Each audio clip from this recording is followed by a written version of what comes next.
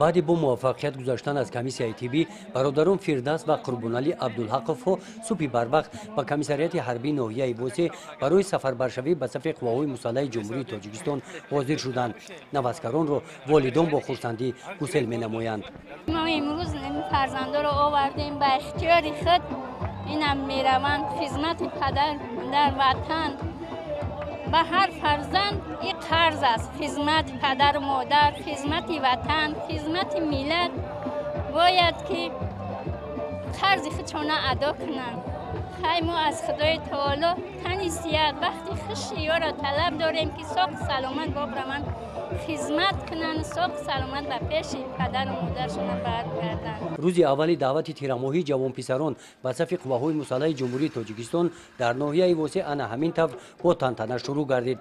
همراه فردوس و قربانعلی 60 نفر جوانان به صف‌های قوه‌های مسلح جمهوری تاجیکستان سفربر گردیدند. پیش از سفربرشوی نوازکاران در چورابینی روز даъватшаванда اشتراک ورزیدند. چورابینی از راهپیمایی نوازکاران آغاز یافت. نوازکاران در صف‌ها قدم گذاشته با افتخار بلندی وطنداری با صدای ما پیروان پیشوای ملت برای وطن خدمت میکنیم انا همین طور از کوچه مرکزی گذشتند. برای همه جوانان همه جوانان همین تاجیکستان خواهان آنم که انا خیلی به سر بلند رفته خدمت مادر وطن خود را کرده، باز بیایم به مادر به وطن خود باقی مانده خدمتاشون بکنند.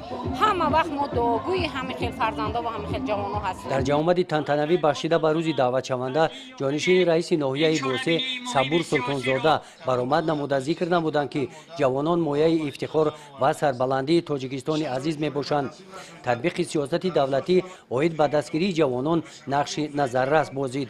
تشبوس مذکور اینچنین برای بالا رفتن حس وطندوستی تشکل تفکر جوانان اوید به مسئله‌های افتخار ملی و خودآگاهی و خودشناسی تکان جدی بخشید.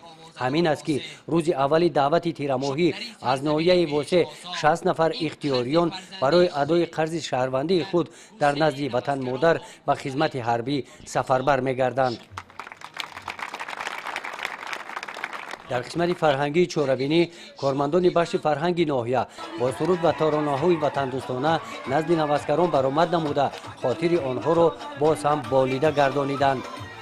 بعد انجام چورابینی‌های رسمی نوازکاران با رعایت رسمی گذشتگان پیش از سفر نان شکسته با دعای نیک مادران به خدمت وطن مادر رهسپار گردیدند.